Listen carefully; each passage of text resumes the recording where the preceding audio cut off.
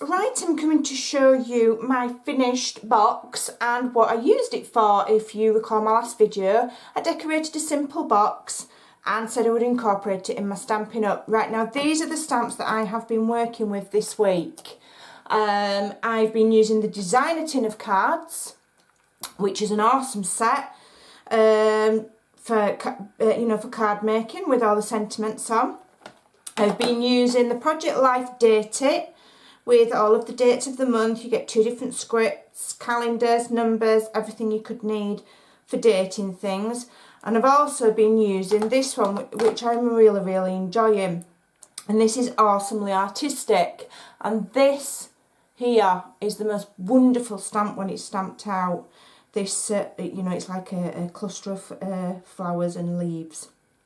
It's stunning. So these are the 3 that I've been working on. So I'll go through them again as I use each one. And this is my finished box, if you remember. And what I've turned it into, one thing I'll just say is, I did notice on my last video that this trim here was not meeting right, so I've pulled it back and redone it. I don't know if anybody spotted it, but I did. So I finished decorating it and I've turned it into an occasions box, which is basically, a save the date box. And if you're doing cards, birthday cards, you've got weddings coming up, you want to send anniversary cards, it's a bit of a file system.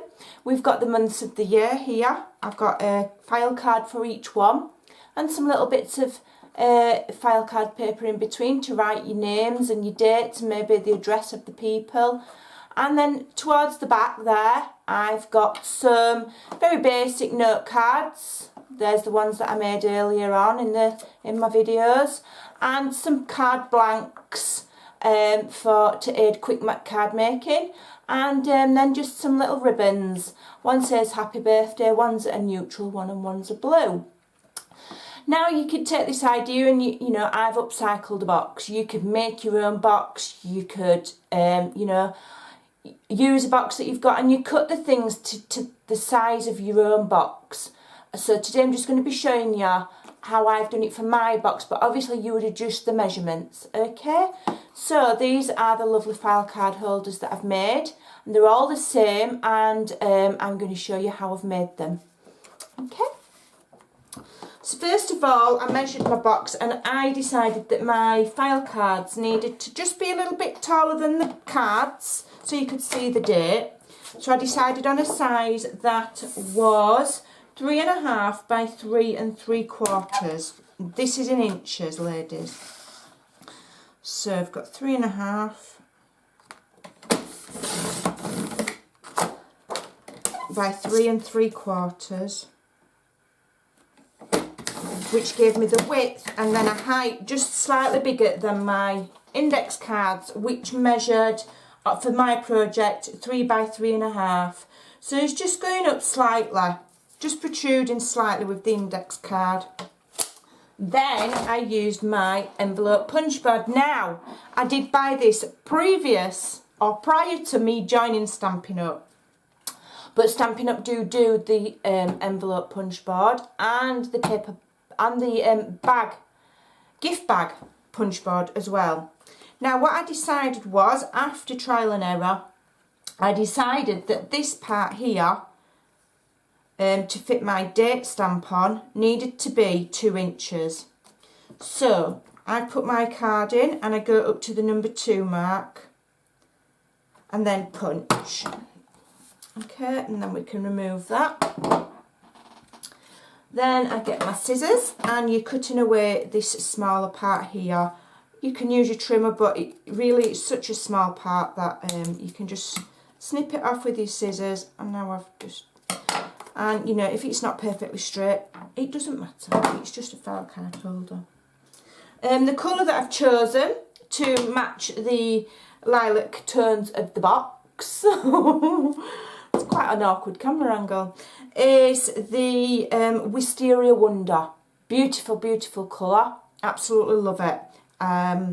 So I'm going to start stamping. I can never remember which way these open, push and slide. There we go. Now these inks are very juicy, they're beautiful.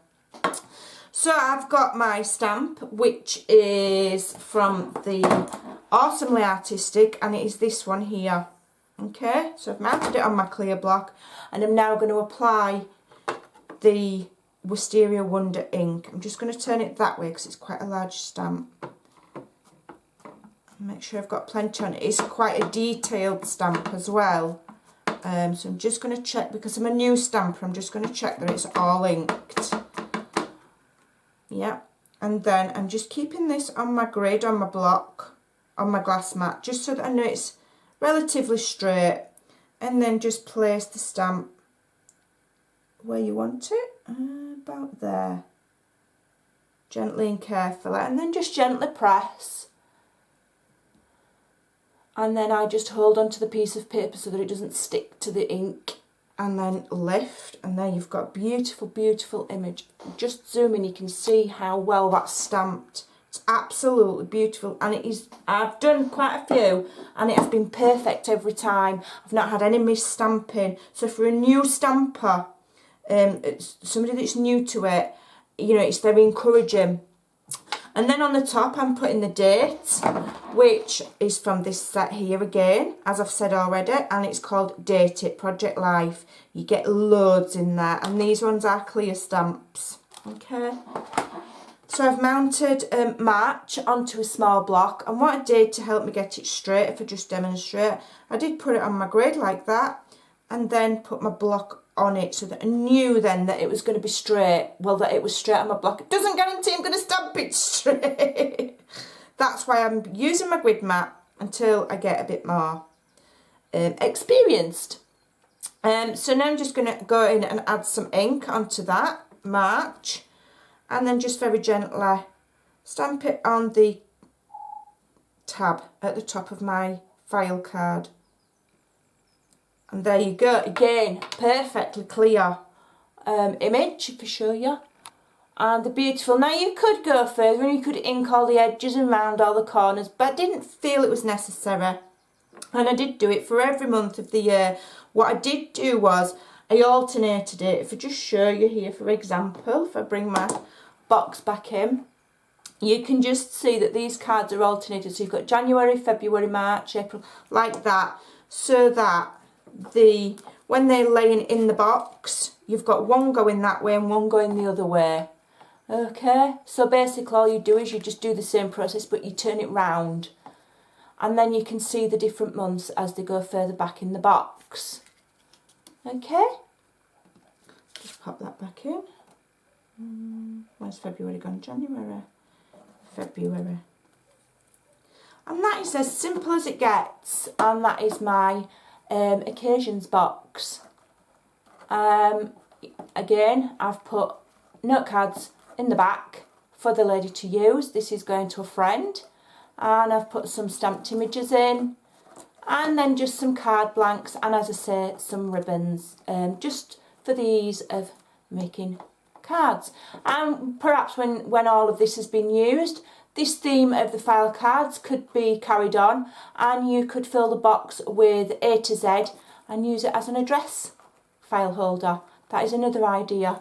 And you could quite easily do that with Stampin' Up alphabet stamps. I do have one, let me just find it.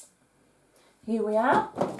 I have this one, which is brushwork alphabet.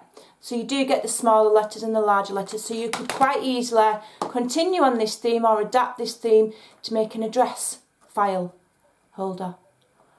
I hope that's inspired you a little bit and demonstrated how lovely the Stampin' Up products are. I'll leave a link below so that you can shop with me online, and a link to this stamp.